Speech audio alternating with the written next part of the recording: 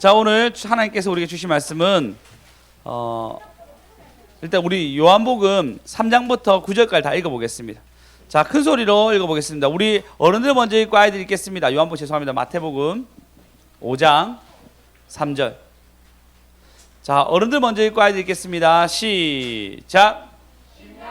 가난한 자는 복이 있나니 천국이 그들의 것이며 애통하는 자는 복이 있나니 그들이 위로를 받을 것이며 온유한 자는 복이 있나니 그들의 땅의 기업으로 받을 것이며 의에 줄이고 목마른 자는 복이 있나니 그들이 배부를 것이며 긍휼히 여기는 자는 복이 있나니 그들이 긍휼히 여김을 받을 것이며 마음이 청결한 자는 복이 있나니 그들이 하나님을 볼 것이며 마지막 같이 읽겠습니다. 시작. 화평하게 하는 자는 복이 있나니 그들이 하나님의 아들이라 일컬음을 받을 것이며 우리 한 번 더 읽겠습니다. 시작. 화평하게 하는 자는 복이 있나니 그들이 하나님의 아들이라 일컬음을 받을 것이며 아멘.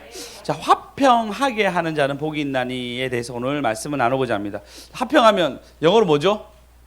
네, peace입니다. peace. 예, peace입니다. 화평을 하게 하는 자라고 얘기하고 있습니다. 우리 화평한 자들 있잖아요. 다른 사람들과 참 싸우지 아니하고 웬만하면 좋은 성품으로 넘어가시는 분들이 있어요. 현아 형제 같은 경우에는 아주 성품이 너무 좋아요. 네, 그래서 웬만하면 일단 우리한테 화낸 적이 없어요. 맞죠? 아, 있나요? 당하신 분들은 예, 본인이 잘못했다고 생각하시기 바랍니다. 왜 화평한 자를 화내겠다. 우리 수님사님도 화평한 자예요. 웬만하면 저 등치지만 순둥이에요, 순둥이.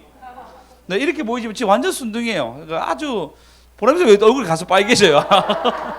네, 일단 우리가 볼 땐 순둥이입니다. 집에서는 뭐 어떻게 변할지 모르겠지만 자녀 3명 다 키우면 변하게 돼 있습니다. 그러면서 아멘 하셔야죠. 예, 감사합니다. 예. 그리고 세민이 보니까요 굉장히 순둥이에요. 예, 머리 좀 길러서 좀 부담스러울지 모르지만 또 그리고 농구하러 갔는데 농구를 한참 해서 하는데 한 20살짜리 되는 아이들이 고등학생쯤 보이는 애들이 막 농구를 같이 했어요. 그러니까 알고 보니까 24살이라는 거예요. 그래서 너무 진짜 너무 그 참 괜찮은 애들이었어요. 그러니까 놀랐는데 걔들이 우리 세빈이 나이 보고 더 놀라더라고요. 많이 놀랐습니다. 아주 놀랐습니다. 근데 보면 막 농구할 때 막 구박 주고 막 그래도 까딱없이 참 성품이 참 좋아요. 우리 선교사님이 이제 오늘로 하고 저희 예배는 마지막으로 이제 다시 대만으로 돌아가십니다. 예, 돌아가셔서 또 사역하고 또 2월달에 이제 또 세민이 입학하기 위해서 어느 학교로 배정될지 모르겠지만 뭐 대동고등학교 아니면 동아고등학교 맞죠? 예, 제가 동아고등학교 나왔거든요. 저 후배 아니면 저기 우리 김준환 집사님 후배 될 것 같아요. 둘 중에 하나예요. 다 꼭대기에 있어요. 하체가 많이 좋아질 겁니다. 둘 중에 하나 다 어쨌든 저분들 가운데 하나님 은혜가 은총이 계속 있도록 우리 계속 좀 중보해 주시고 기도해 주시기 바랍니다. 할렐루야. 네, 선교사님 나중에 기도 제목 좀 내게 해주십시오. 저희가 뭐 아들내미도 있지만 또 저희 금요일마다 기도할 때 기도하거든요. 모여서 같이 오신 분들 기도하는데 기도 제목 내주시기 바랍니다. 할렐루야. 자, 그러면 이렇게 성품이 좋으신 분들이 있어요. 성품이 좋으셔서 화평한 자, 주변 사람들을 전부 다 이 주변 사람과 갈등이 없이 화평하신 그런 성품을 가진 사람도 있습니다. 타고나신 거죠. 근데 오늘 성경에서 얘기하는 건 뭐라 얘기하냐면 화평하게 하는 자라 얘기합니다. 이거 좀 다르죠. 화평하는 자는 그냥 자기가 가지는 성품이지만 화평하게 하는 자는 아주 능동적인 사람입니다. 레논 모리가 얘기한 것처럼 얘기가 이렇게 얘기합니다. 평강을 유지가 아니라 평강을 만드는 사람.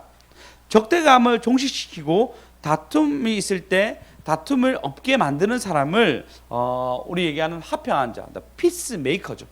네. 이 화평을 만드는 자가 됩니다.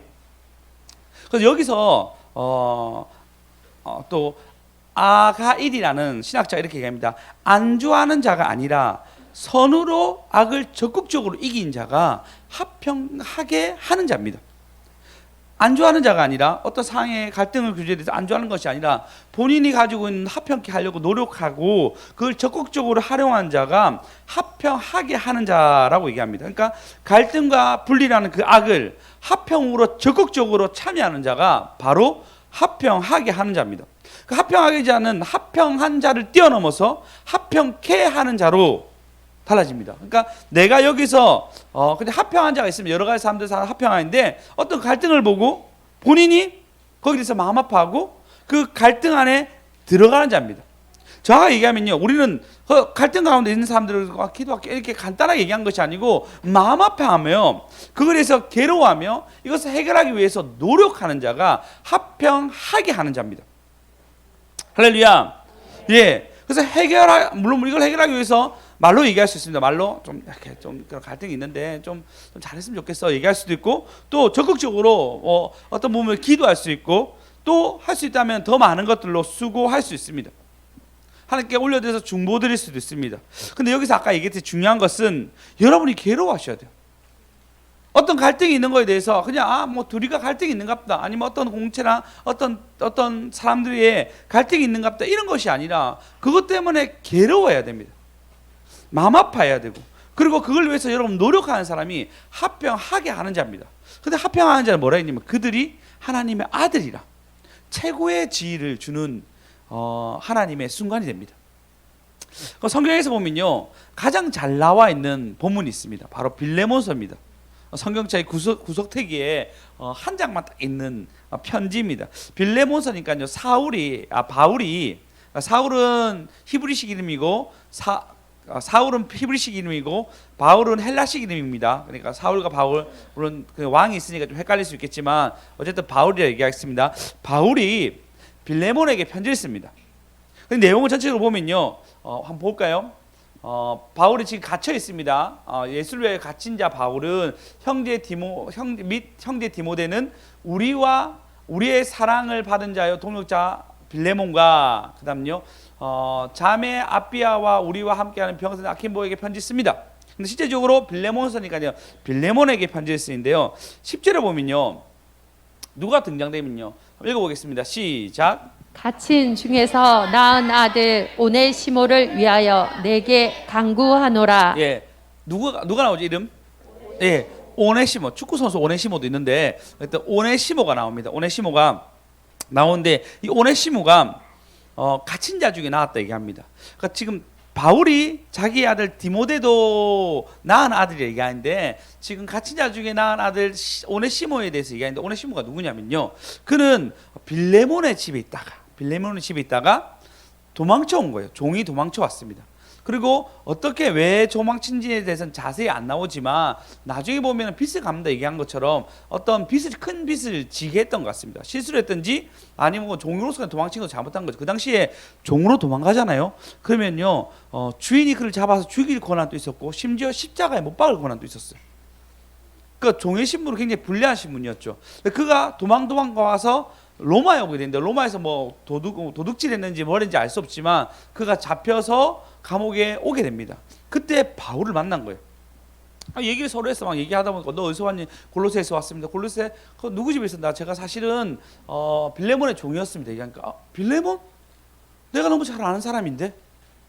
그가 예수를 믿고 경건한 사람이 아니니? 맞습니다. 근데 무슨 실수였니? 이런 얘기가 나눠지면서 오네시모가 그 상황에서 예수를 인격적으로 받아들이게 됩니다. 근데 사도 바울은요 13절에 보시면요, 다시 10절에 보시면요 이렇게 얘기합니다. 오네시모에게 간구한다. 이거 13절에 보시면 13절 죄송합니다. 네. 그를 내게 머물러 있게 하여 내 복음을 위하여 갇힌 중에서 내 대신 나를 섬기고자 하나. 14절요. 다만 내 승낙 없이는. 지금 그 골로새랑 로마는 굉장히 먼 거리입니다. 오려고 해도 아주 오랜 시간 걸리는 시간이단 말이에요. 그럼에도 불구하고 교통이 발달하지 않았으니까. 여러분 사실 우리 그렇잖아요. 연산동에서도 누가 누군지 잘 모르잖아요. 그렇지 않습니까?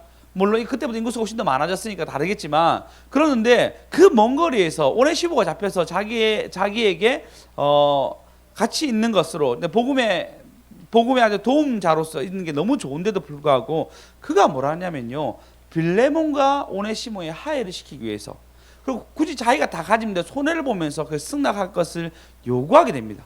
누굴 보내면 오네시모를 그냥 보내요. 화해를 할 수 있도록. 그래서 19절에 보시면 이렇게 얘기합니다. 19절 읽어보겠습니다. 시작. 나 바울이 친필로 쓰노니 내가 갚으려니와 내가 이 외에 내 자신이 내게 빚진 것은 내가 말하지 아니하노라. 네, 내가 갚는다 얘기합니다. 이게 여러분 합평케 하는 자, 피스메이커가 됩니다. 네, 본인이 이익을 취할 수 있었어요. 본인이 뭔가 다 할 수 있었는데 승낙을 받는 절차를 다 거치려고 하고 그 절차 속에서 본인이 이 잘못된 것을 갚는다고 얘기하는 것이 바로 합평하게 하는 자입니다. 할렐루야. 네, 근데 이 합평하게 하는 자에서의 근데 단순히 관계 속에도 있지만 더 중요한 것은 우리가 하나님과 분리되어 있는데 전도하는 것도 당연히 합평케 하는 자에 들어갑니다. 할렐루야. 그래서 우리가 이 합평한 자에서 뭐 우리 백강희 집사님 여덕자나 아니면 조미자 사람들을 하나님께 인도하신 그 걸음들, 그리고 5명 소천할 때 하셨죠. 5명. 그래서 두 분이 전도하셔가지고 5명을 천국에 보냈어요. 믿으신 지 몇 년 되셨습니까? 지금 11년요. 작년에 10주년 기념을 했어야 되는데 아들로 죄송합니다. 몰라가지고 11년 됐습니다. 11년 동안 5명을 물론 더 많은 사람 전도했지만 5명을 하나님께로 올려드렸어요. 합평을 만드는 자가 되는 거죠. 할렐루야. 예, 하나님과의 단절돼 있고 저주 가운데 있는 자를 하나님과 연결시키는 교두보로 또 사용되게 됩니다. 전도 역시 그런 역할을 하는 것입니다. 그럼 여러분 합평케 하는 자가 되고 싶지 않습니까? 진짜 이게 참 우리 모두가 그런 사람이 됐으면 좋겠어요. 전도뿐만 아니라 여러분 어떤 사람들 갈등이 있으면 자기가 마음 아파하고 그걸 괴로워하며 그리고 그걸 위해서 노력하는 사람, 그걸 합평을 만드는 사람 됩니다. 근데 반대로 분쟁을 일으키는 사람들이 있습니다. 어디 가나 분쟁이 일어나고 어디 가나 좀 어떤 그런 갈등 구조가 심하게나 작게나 일어나는 사람들이 있습니다. 송사님, 그런 경우 많으시죠? 그런 성도들이 많지 않나요? 왜냐하면 교회가 세워지면요 희한하게 그런 일이 무조건 일어나요. 누가복음 11장 17절 다 같이 읽어보겠습니다. 다 같이 읽겠습니다. 시작. 예수께서 그들의 생각을 아시고 이르시되 스스로 분쟁하는 나라마다 황폐하여지며 스스로 분쟁하는 집은 무너지느니라. 예, 근데 이 분쟁은 뭐냐면요 결국은 무너지기 위한 사단의 계계입니다. 그래서 여러분 가정 가운데 분쟁이 있습니까? 그러면 가정이 무너져요. 그것이 계속 노출되잖아요. 그러면 그 안에 사랑이 없어지게 되고 결국은 파괴하는 걸로 넘어가게 됩니다. 그 여러분 그것뿐만 아니라 만약에 여러분 가족뿐만 아니라 우리 교회 가운데 분쟁이 있습니까? 뭐 교회를 무너뜨리는 사단의 계계입니다. 반드시 여러분 그걸 위해서 기도하셔야 되고 그것을 막기 위해서 최선을 다하셔야 됩니다. 사단이 가장 쉽게 넘어오고 강력하게 넘어올 수 있는 게 분쟁이에요. 교회가 깨진다는 얘기 많이 들으셨죠? 교회가 깨진다 많이 들으셨잖아요. 그 교회가 갑자기 깨지면요 붕할 것 같습니까? 아닙니다. 둘 다 쪼그라들어요. 둘 다 굉장히 어려움을 가집니다. 한동안 아주 어려움을 겪는 게 분쟁입니다. 그래서 교회가 이런 경우가 있습니다. 목사님이 참 잘하셔가지고 잘 은퇴하시면요 물론 새로 오신 분이 잘하면 교회가 부흥하고 좀 못하면 좀 감사하고 그런 것들이 있습니다. 근데 목사님 막 쫓겨나듯이 그리고 괜히 갈등 가운데 목사님 나가잖아요. 교회가 쫙 쪼그라들어요. 목사님이 잘못했다 성도가 잘못했다 상관없이 그 분쟁을 일으키면요 교회가 그냥 쫙 쪼그라들어요. 우리 예전에 교회 그랬잖아요. 교회가 굉장히 큰 부흥했거든요. 근데 이제 목사님이 잘했든 안 잘못했든 상관없이 참 그런 어려운 절차 속에 가게 되셨어요. 그러니까 교회가 착 쪼그라들었어요. 분쟁을 일으키면요 교회도 망합니다. 여러분 회사에도 그렇지 않습니까? 회사 내에서도 그냥 그 가운데 갈등이 있고 어려움이 있으면요 그것이 회사가 망하는 길이에요. 작고 크고 상관없어요. 회사가 굉장히 어려워집니다. 분쟁은 결국 우리를 무너뜨리게 합니다. 그것이 교회든 가정이든 우리의 사업 공동체든 상관없이 무너지게 됩니다. 우리 형제 되게 많이 겪었잖아요. 그죠? 사업할 때 이 갈등이 계속 일어나니까요 굉장히 괴로웠어요. 그래서 최근에 살도 많이 빠졌죠. 주님께 맡기시기 바랍니다. 예. 여러분 둘 다 망하는 것입니다. 피할 수는 없겠지만 어쨌든 어쩌면 설득시켜야 돼 그런 과정이 생길지 모르겠지만 분쟁은 둘 다 망하는 것입니다. 우리 로마서 16장 17절 읽어보겠습니다.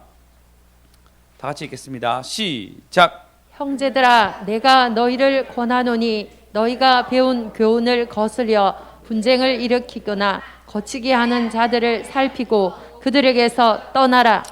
잘 살피고 오히려 그들에게 떠나라 얘기합니다. 분쟁이 계속 요소가 일어나면요 그들에게 떠나든지 떠나라고 얘기합니다. 그러니까 가까이 물론 뭐 공동체 교회 있는데 어떻게 그 사람은 떨어집니까? 안 그렇겠죠. 근데 그를 약간 거리를 둘 수밖에 없겠죠. 분쟁을 일으키 가까이 가면 분쟁이 일으키니까요 약간 거리를 둘 수밖에 없습니다. 근데 그게 여러분 부부 관계에도 그럴 수 있고요. 예, 선후배 관계도 그럴 수 있고요. 교회 안에서 그럴 수도 있고요. 모든 부분에서 분쟁이 일으키면요 거리를 우리 모두가 본능적으로 둡니다. 왜냐하면 가까이 가는 게 지혜가 아니에요. 가까이 가는 게 오히려 어리석음이 됩니다. 그래서 성경은 이렇게 아주 냉정하게 얘기하고 있습니다. 그리고 분쟁이 이렇게 보면요 결국은 고립됩니다. 아무리 그가 많은 어떤 좋은 것을 가지고 있어도요 어느 정도까지 갈지 모르지만 그 오래 있으면 그 사람과 같이 갈등 구조 안에 있기 때문에 그 사람은 결국 고립됩니다. 그래서 여러분이 혹시 내가 분쟁의 어떤 중심에 있는지 아니면 분쟁을 일으킨 자인지 아니면 내가 화를 내서 분쟁 가운데 있는지 하면 여러분은 화평케 할 수 있도록 굉장히 애를 쓰셔야 됩니다. 그렇지 아니하면 여러분 주변에 사람이 없어요. 그러니까 사람이 없는 것이 그냥 떠난 것이고 여러분 가운데 하나님 어떻게 하냐면 사람을 주면서 그 사람을 키우며 여러분에게 뭔가 주시려고 하는 사인이단 말이에요. 그래서 여러분이 분쟁을 일으키게 되면요 사람을 안 맡겨요. 진짜 안 맡깁니다. 어떤 영혼도 안 맡겨요. 그리고 그 인생에 맡긴 것 같아도 계속 마이너스게 만듭니다. 그게 분쟁. 심지어 자식도 안 맡깁니다. 분쟁 일으키면. 그렇지 않습니까? 어른들 사람은 그렇잖아요. 그 드센 사람이 그 만약에 그 부모 밑에 있으면요 자녀도 떠나요. 자녀도. 그리고 분쟁을 일으킨 사람은 결국 자녀까지도 거리를 두게 만드는 거름이 됩니다. 굉장히 무서운 사단의 요소고 노골적으로 사단이 드러낼 수 있는 강력한 힘을 가진 게 분쟁입니다. 여러분 혹시 분쟁이 있으면 여러분 진짜 조심하십시오. 내가 그 걸음을 걷고 있다든지 아니면 내가 자꾸 나의 화와 나의 부족함과 나의 연약함이 그 사람을 찌른다 싶으면요 여러분 진짜 정신 차리셔야 됩니다. 그렇지 아니하면 여러분 그것은 결국 분쟁이 이렇게 되고 하나님 뭐라면 그에게 떠나라 얘기해요. 떠나라고 얘기합니다. 비참한 대로 내버려두게 만듭니다. 여러분 가운데 분쟁을 일으킨 자가 아니라 합벽케 한 자로 여러분 부르셨습니다. 할렐루야. 네. 그래서 합벽케 한 자 뭐라 얘기하냐면요 오늘 다시 본문에 볼까요? 자, 합평케 한 자는 복이 있나니 뭐라 얘기하죠? 자, 그들은 하나님의 아들이라 일컬음을 받을 것이요. 네, 하나님의 아들이라. 그러니까 우리가 그리스도인이 되고 난 뒤에 변화되는 걸음 속에서 하나님 참 긍휼이었고요. 두 번째는 합평케 한 자가 됩니다.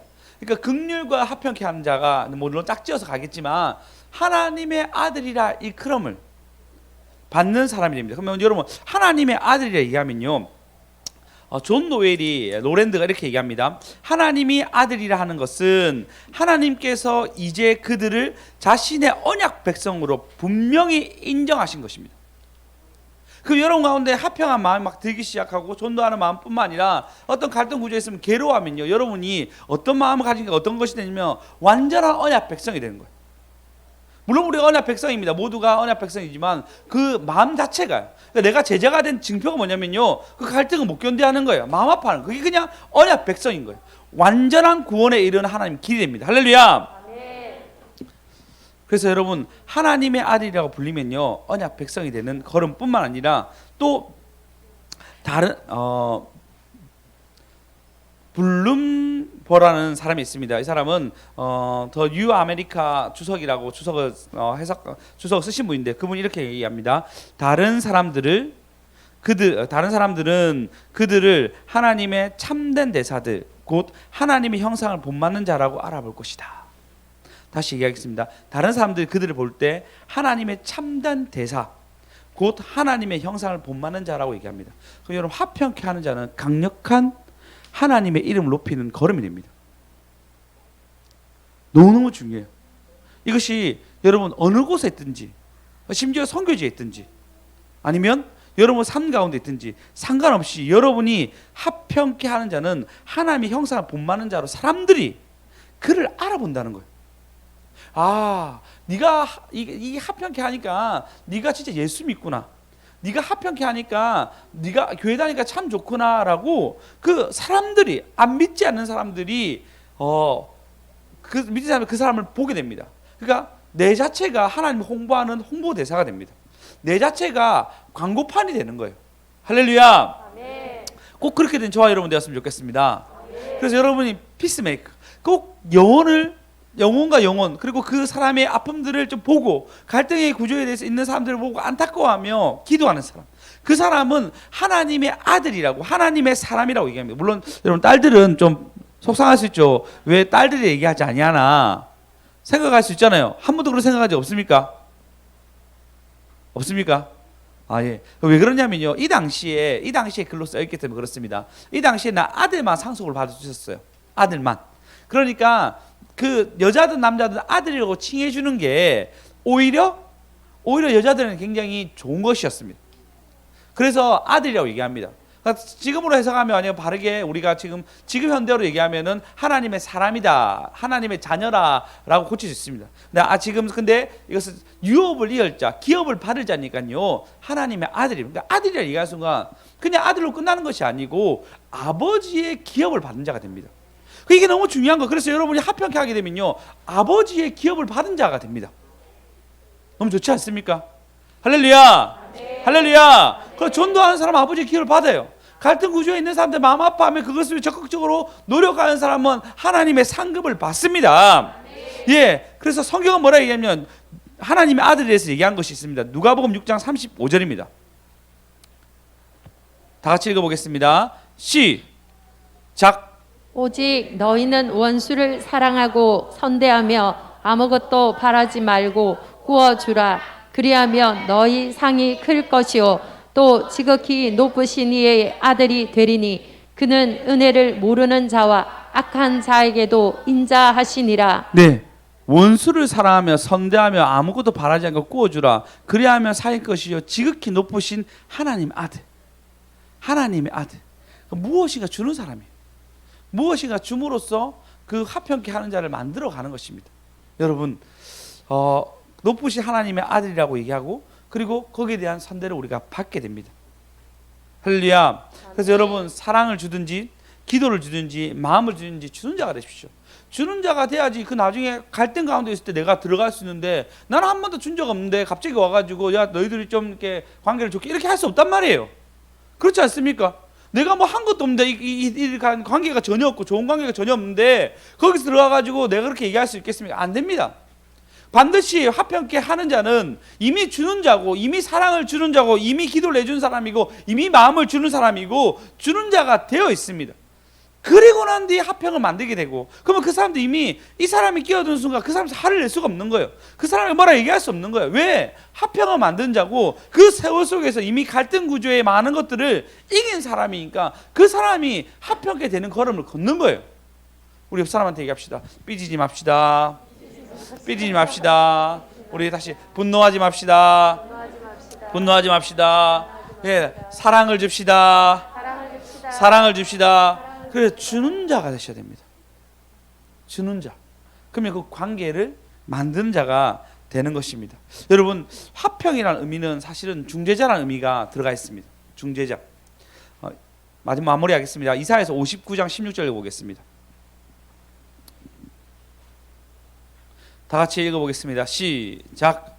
사람이 없음을 보시며 중재자가 없음을 이상히 여기셨으므로 자기 팔로 스스로 구원을 베푸시며 자기의 공의를 스스로 의지하사 공의를 갑옷으로 삼으시며 구원을 자기의 머리에 써서 투구로 삼으시며 보복을 속옷으로 삼으시며 열심을 입어 겉옷으로 삼으시고 그들이 행위대로 갚으시되 그 원수에게 분노하시며 그 원수에게 보응하시며 섬들에게 보복하실 것이라. 아멘.